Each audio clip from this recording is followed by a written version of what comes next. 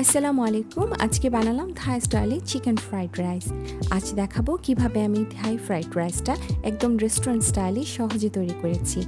বাসায় রান্না করা ভাত আর ফ্রিজে রাখা রাইস দিয়েই ঝটফট বানিয়ে ফেলুন এই রেসিপিটা। চলুন শুরু করি। প্রথমে নিয়ে নিব তিনটা ডিমকে আমরা ভেঙে নেব।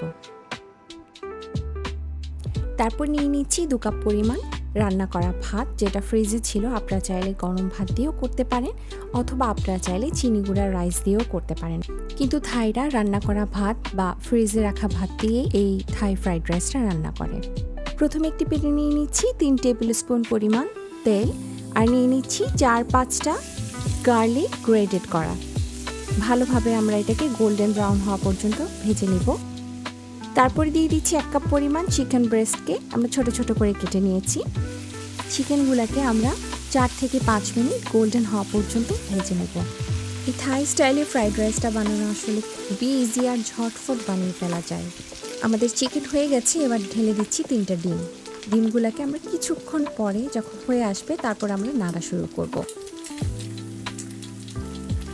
আরেকটি কথা, চ্যানেলকে যারা সাবস্ক্রাইব এখনও করেনি সাবস্ক্রাইব করে পাশে থাকবেন, আর যারা ফেসবুক থেকে দেখছেন তারা ফলো করে পাশে থাকবেন। এবার আমরা ডিমগুলোকে মাংসের সাথে ভালোভাবে মিশিয়ে ফ্রাই করে নিয়েছি। এবার ঢেলে দিব আমাদের 2 কাপ পরিমাণ রান্না করা ভাত, আর সাথে দিয়ে দিব 1 কাপ পরিমাণ গাজর কুচি।